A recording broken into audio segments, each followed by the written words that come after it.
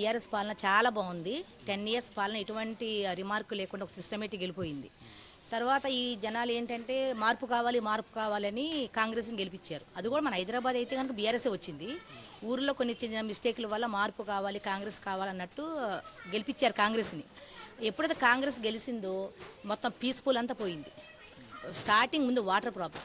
మేము ఎన్ని సంవత్సరాలు ఉన్నాం, 10 ఇయర్స్ 15 ఇయర్స్ నుంచి హైదరాబాద్లో ఉన్నాం, కానీ మేము ఒక్క వాటర్ ట్యాంక్ కూడా లేదు, ఒక్క వాటర్ ట్యాంక్ వెళ్ళడం కూడా లేదు కేసీఆర్ పాలన ఉన్నప్పుడు. ఈ కాంగ్రెస్ పాలన వచ్చిన తర్వాత ఎన్ని వేల వాటర్ ట్యాంకులు అంటే అన్ని వేల వాటర్ ట్యాంకులు. చాలా ఘోరంగా ఉంది పాలన, చాలా ఘోరము. దొంగ పాలన అది. కాంగ్రెస్ అంటేనే దొంగ పాలన. మాకు అసలు సాటిస్ఫై లేదు మాకైతే కనుక. మాకు చాలా ఒక సిస్టమేటిక్ వెళ్ళిపోయేది కేసీఆర్ సార్ ఉన్నప్పుడు, కేటీఆర్ ఉన్నప్పుడు. ఎక్స్పెషల్లీ మాగంటన్న జూబుల్ హిల్స్ కాన్స్టిట్యున్సీలో ఆయన ఎమ్మెల్యే. ఆయన ఉన్నప్పుడు ఏ టైం ఉన్నా కూడా, ఏ టైంలో కూడా అన్నా అంటే నేను ఉన్నానమ్మా అనేవారు. ఏ టైంలో కూడా గల్లీ గల్లీకి వచ్చి పరామర్శించి ఎవరెవరికి ఏ లోటుపాట్లు ఉన్నాయా, ఎవరికేం తక్కువ ఉందా, కొదవ ఉందా అన్నీ ఆయన చూసుకునేవారు. ఆయన పాలన 12 సంవత్సరాలు ఆయన పాలన. 3 సార్లు గెలిచారు ఎమ్మెల్యేగా. ప్రతి ఎలక్షన్ అప్పుడు, ప్రతి మూమెంట్ అప్పుడు కూడా మాకు ఇంటి నిండా గిఫ్ట్స్, కేసీఆర్ కిట్స్ పిల్లలకి, ఇంటి నిండా గిఫ్ట్స్. ప్రతి బతుకమ్మకి అయితే కనుక ఎంత సూపర్ డూపర్ బతుకమ్మ చేసేవారంటే కొన్ని వేల జనాలు 5,000 నుంచి 10,000 వరకు జనాలు అందరికీ గిఫ్ట్లు ఆయన చేతుల మీదుగానే ఇచ్చారు. ఇప్పుడు ఆయన చనిపోయిన తర్వాత మాకు చాలా లోటు ఉంది. ఆయన చనిపోయిన ఒక తండ్రిలాగా, మాకు ఒక అన్నలాగా, ఒక తండ్రిలాగా, మా కుటుంబంలో సభ్యుడు చనిపోతే ఎంత బాధపడుతున్నామో సేమ్ టైం అదే బాధపడుతున్నాం మేము. మన మాగంటన చనిపోయేసరికి. తర్వాత ఇప్పుడు సునీతమ్మని నిలబెట్టారు. ఆ మేడం గెలుస్తుంది, పక్కా గెలుస్తుంది మేడము. మొన్న కూడా ఇప్పుడు కూడా బతుకమ్మ కూడా ఎమ్మెల్యే సార్ చనిపోయినా కూడా బతుకమ్మ గిఫ్ట్స్ పుష్కలంగా అందరికీ. చీరలు అయితే సూపర్ అద్భుతంగా ఉన్నాయి చీరలు. ఇంట్లో మా తండ్రి కొంటే ఎలా ఉంటుంది, మా అన్నదమ్ములు కొంటే, మా హస్బెండ్ కొంటే ఎలా ఉంటుంది, అంతకన్నా మంచి మంచి చీరలు ఇచ్చారు. అన్ని వేల మందికి కూడా సమృద్ధిగా చీరలు ఇచ్చారు. అందరు లేడీస్ అందరు ఖుషి అయిపోయారు. కాంగ్రెస్ వల్ల మాకు ఒక గిఫ్ట్ లేదండి, మాకు ఒక గిఫ్ట్ లేదు, మాకు గిఫ్ట్లు అవసరం లేదు. మేము మంచిగా సస్యశ్యామలంగా ఉంటే చాలు. కానీ మాకు అన్సాటిస్ఫైడ్ అస్సలు లేదు, మాకు సాటిస్ఫై లేదు. కాంగ్రెస్ తరఫున అంజన్ కుమార్ యాదవ్, నవీన్ యాదవ్, సిఎన్ రెడ్డి గారు వీళ్ళు సీటు కోసం పోటీ పడుతున్నారు. ఎవరికి వస్తుంది అనుకుంటున్నారు? సిఎన్ రెడ్డికి అయితే రాదు, వాడు వచ్చినా గెలవడం పక్కా ఇది. ఎందుకంటే వాడు ఎవడో కూడా తెలియదు ఇక్కడ. ఎమ్మెల్యే సార్ మాగంటి అన్న సింపతి వలన, ఆయన ప్రోత్సాహం వలన, ఆయన కోఆపరేషన్ వలన సిఎన్ రెడ్డి గెలిచాడు కార్పొరేటర్గా. కానీ ఆయన ఏ వర్క్ చేయలేదు. వాటర్ ప్రాబ్లం ఉంది అని సిఎన్ రెడ్డి గల్లికి వెళ్తే నేనేం చేయాలని అడిగేవాడు. నేనేం చేయాలమ్మా అనేవాడు. ఆయన పోస్ట్ ఏంటి, కార్పొరేటర్ అంటే ఆయన చూసుకోవాలి కదా, ప్రజలకి ఏముందో మంచి చెడ్లు అని చూసుకోవాలి కదా ఆయన. నేనేం చేయాలమ్మా మీరు వస్తే అని అలాంటి సమాధానం చెప్పేవాడు. వాడికి ఎవరు వేస్తారండి ఓట్లు? వాడికి ఎవ్వరు వేయరు. మళ్ళీ మాకు కేసీఆర్ అన్న రావాలి, కేసీఆర్ సార్ రావాలి, సునీతమ్మని గెలిపించుకుంటాము, పీస్ఫుల్గా మేము పరిపాలన చేయించుకుంటాం. బీఆర్ఎస్ అని అంటున్నాండి అందరూ, బీఆర్ఎస్ రావాలని. ఇక్కడ ఏమీ అభివృద్ధి కాలేదు. 6 పథకాలు వచ్చినాయి కానీ అక్కడ సైడ్ నుంచి ఏది వర్కౌట్ కావట్లేదు. దానివల్ల ఇప్పుడు ఇది వస్తేనన్నా మాగంటి గోపీనాథ్ అన్న చాలా వరకు చేశాడు. మన బతుకమ్మ చీరలేమి, ఇది వరకు గిఫ్ట్లేమి, అందరికీ ఆడవాళ్ళకు చాలా వరకు ఎప్పుడు పిలిచినా కానీ పలికేవాడు. ఇప్పుడు పలికే వాళ్ళే లేరు కదా, అందువల్ల వాళ్ళు వస్తేనే బెటర్ అనుకుంటున్నారు అందరూ. మేబీ మాది కూడా అదే ఆలోచన.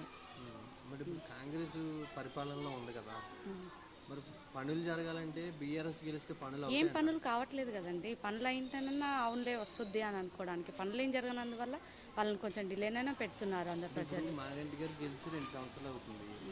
ఆయన రీసెంట్గా ప్రాబ్లమ్స్ వల్ల చనిపోయారు. ఆయన ఉండగా పనులు జరిగినాయి. మ్యాక్సిమం అన్నీ ఆల్మోస్ట్ అయిపోయేవాడు. ఏదైనా పిలిచినా కూడా పలకడం కానీ అని లేదనకుండా లేడీస్ వాళ్ళకి భరోసా అన్న ఇచ్చేవాళ్ళు. ఇప్పుడు భరోసా ఇచ్చేవాళ్ళు కూడా లేరు కదా. చేస్తారనే నమ్మకంతో వెళ్తున్నాం. ఆయన అతను చేశారు కనుక, మాగంటి గోపీనాథ్ కనుక మా సునీతమ్మ కూడా చేస్తుందనే నమ్ముతున్నామండి. కాంగ్రెస్ సీట్ ఎవరికి ఇస్తుంది అనుకుంటున్నాం? అది కాంగ్రెస్ బీఆర్ఎస్కి వస్తుంది మ్యాక్సిమము. అంజన్ కుమార్ యాదవ్, నవీన్ యాదవ్, సిఎన్ రెడ్డి అనే 3 వ్యక్తులు పోటీ పడుతున్నారు సీటు కోసం. వాళ్ళు పోటీ పడడం వరకే ఉంటుంది కదండి. ప్రజల్లోకి వచ్చి ఆలనా పాలన చూస్తుంటే దాన్ని బట్టి ఉంటుంది. ఎక్కడ చూడు ఇప్పుడు వర్షాకాలం, ఎక్కడ చూడు డ్రైనేజీలు పొంగిపోతున్నాయి.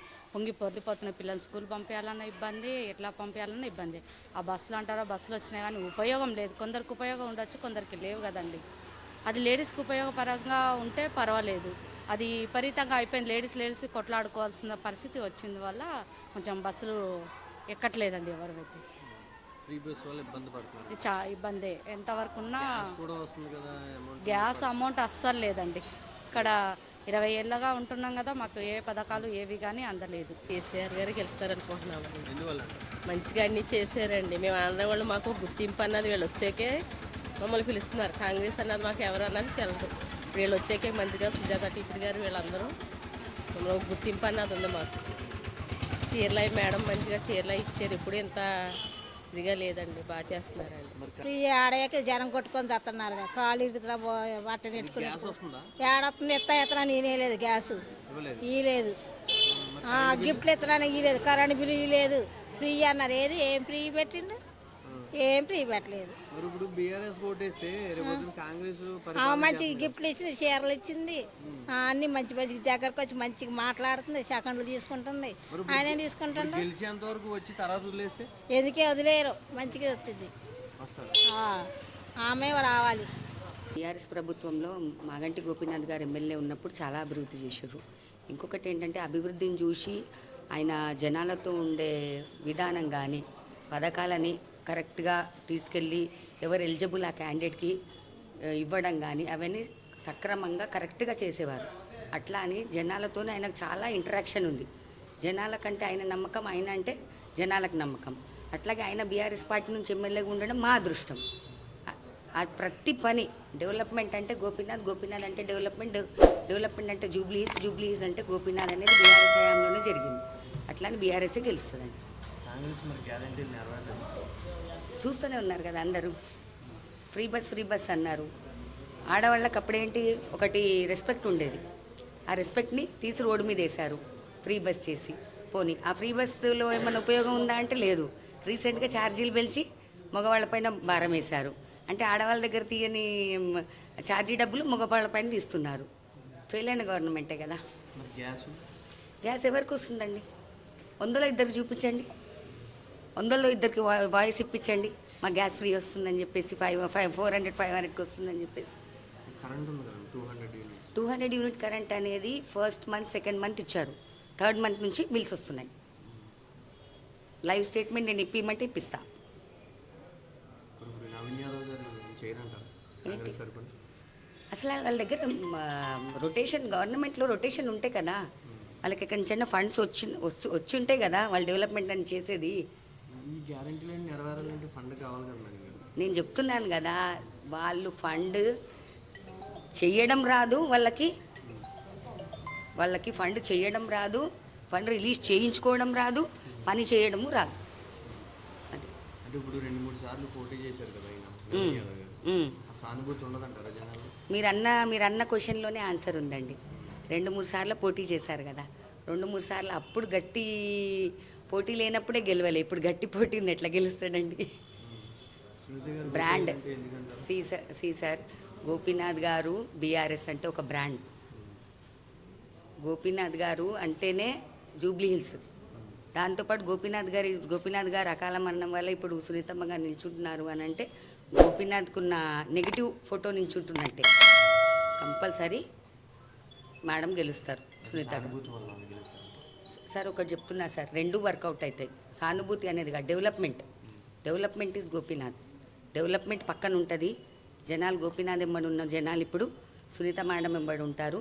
సునీత మేడంకి బీఆర్ఎస్ అండి. డెవలప్మెంట్ అంటే పీజీఆర్ టైంలో అయింది కానీ గోపీనాథ్ టైంలో లేదండి. No, I mean to say బస్తీలు ఏర్పాటు పడ్డాయి, కాదని అనట్లేదు. PGR was also good leader, is a public leader. బస్తీలు ఏర్పాటు పడ్డాయి. ఒక ఏమంటారు స్లమ్స్కి ఒక షెల్టర్ ఏర్పాటు పడ్డది. కానీ ఆ షెల్టర్కి కావాల్సిన వసతి ఇప్పుడు స్లమ్ గుడిసెలు అని ఒక టైంలో పేరు ఉండేది. అది కాకుండా ఒక నార్మలైజ్ కాలనీ లాగా చేసి పెట్టిండి ఇప్పుడు మా గోపీనాథ్ సార్ మాకు. అది ఇప్పుడు తెలంగాణ రాష్ట్రం అంతా జూబ్లీ హిల్స్పై కన్నేసింది. ఎస్. ఇప్పుడు బీఆర్ఎస్ ఏమైనా పుంజుకుంటే ఇంకా ఉంది అనేసి అన్న ఒకటి చెప్పనా సార్, లాస్ట్ టైం ఎలక్షన్ కూడా పర్సంటేజ్ ఎంత? బీఆర్ఎస్ ఓడిపోయిన పర్సంటేజ్ చాలా తక్కువ. దాన్ని ఓటమి కూడా అన్నారు. ఒక పక్షంగా చూస్తే జనాలు వాళ్ళది వాళ్ళు చేసుకున్న తప్పుని ఇప్పుడు అనుభవిస్తున్నారు. చిన్న పర్సంటేజ్తోని బీఆర్ఎస్ని ఓడగొట్టి ఇవాళ చెప్పులు పెట్టుకొని యూరియా గురించి నిలబడము, చెప్పులు పెట్టుకొని గంటలు రోజుల తరబడి నిలబడ్డ ఒకటే బ్యాగ్ ఇవ్వడము, అలా జరుగుతుంది. జనాలు ఇప్పుడు వాళ్ళు మేము చాలా పొరపాటు చేశామని చెప్పేసి రియలైజ్ అవుతున్నారు. ఇప్పుడు ప్రజలందరూ కూడా గోపీనాథ్ గారు తెలుసు కానీ వాళ్ళ వైఫ్ తెలీదు అని అంటున్నారు. మరి తెలియకుండా ఓట్లు పడతాయంటారా? గోపీనాథ్ గారికి అప్పుడు అవసరం లేకుండే అండి ఫ్యామిలీని బయటికి తేవాలనేది. మరి ఇప్పుడు సునీత గారికి ఓటు వేయాలంటే ఆవిడకి తెలియాలి కదా, ప్రజల్లోకి రావాలి కదా. ప్రజల్లోకి వస్తున్నారు కదా, పిల్లలు వస్తున్నారు, తను వస్తుంది. జూబ్లీ హిల్స్ అనేది చాలా పెద్ద కాన్స్టిట్యున్సీ అండి. దగ్గర 4 లక్షల ఓటర్లు ఉన్నారు. ప్రతి ఓటర్ దగ్గరికి మేడం వెళ్ళారు కదా, విత్ ఇన్ షార్ట్ పీరియడ్ వస్తారు, కంపల్సరీ కొత్త వస్తారు. పథకాలు ఏమన్నా మీకు అమలు చేస్తున్నారా? అంటే నేను గెలిపిస్తే ఇది ఇస్తాను అని ఏమైనా చెప్తున్నారు? అంటే నాకు అర్థం కాల. సునీత మేడం గారు తన స్వతహాగా ఏమన్నా స్వతహాగా పథకాలు ఎందుకు ఇస్తారండి? వీళ్ళు చేసిన హామీలని కరెక్ట్గా పబ్లిక్ అందించమని చెప్పేసి కొట్లాడతారు అసెంబ్లీకి వెళ్ళాక. అది దాని గురించి మేము ఆమెను గెలిపించుకోవాలి కదా. ఇంకా మా అభివృద్ధి ముందుకెళ్ళాలి జూబ్లీ హిల్స్ అంటే ఆమెను గెలిపించుకోవాలి కంపల్సరీ. ఆమె గెలుస్తారు కూడా. ఎంతవరకు మెజార్టీ వస్తుందండి? నేనైతే 40-50 ఎక్స్పెక్ట్ చేస్తున్నాను సార్. వన్ సైడ్ అంటారు, పోటీ ఉండదంటారా? ఉండదని నేను అనుకుంటున్నా. ఎందుకంటే ఇవాళ రేపు జనాలు ఎడ్యుకేటెడ్, జనాలు ఆల్రెడీ ఫిక్స్ అయి ఉన్నారు. వెనకటి కాలం కాదు, వేయండి ఓటు అంటే వేయడానికి. జనాలు టీవీ చూస్తున్నారు, ప్రతి ఒక్కటి అబ్జర్వ్ చేస్తున్నారు. ఇప్పుడు ఇంకొకటి ఏంటంటే ఇప్పుడు మన దగ్గర ఎడ్యుకేషన్, ప్రతి ఇంట్లో చదువుకున్న వాళ్ళు ఉన్నారు. వాళ్ళు మనిషిని చూసో చాలాసార్లు ఓడిపోయాడనో అట్లా అని చూడడు. బ్యాక్గ్రౌండ్ చూస్తారు, హొందతనం చూస్తారు, పార్టీ సింబల్ చూస్తారు, పార్టీలో ఏం జరుగుతుందో చూస్తారు. ఇంకొకటి ఏంటంటే ఇవాళ సోషల్ మీడియా చాలా ఇంపార్టెంట్ అయిపోయింది. ఈవెన్ సోషల్ మీడియాలో కూడా మీరు చూడండి, నానా బూతులు తిడుతున్నారు. ఇప్పటివరకు ఏసీఎం తిట్టని బూతులు తిడుతున్నారు. ఎందుకు తిడుతున్నారు? ఫెయిల్యూర్ గవర్నమెంట్ నడిపిస్తున్నారు కాబట్టి తిడుతున్నారు.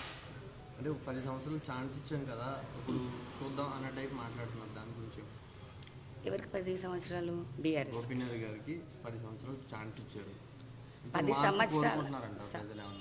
10 సంవత్సరాల ఛాన్స్ ఇచ్చినా గోపీనాథ్ గారు ఎక్కడ ఏ పొరపాటు చేయలేదు, ఏ స్కాము చేయలేదు, సెంటు భూమి పోనివ్వలేదు. ప్రతిదీ Jubilee hills, Rahmat Nagar welfare గురించి ఆలోచించి మంచి చేశారు.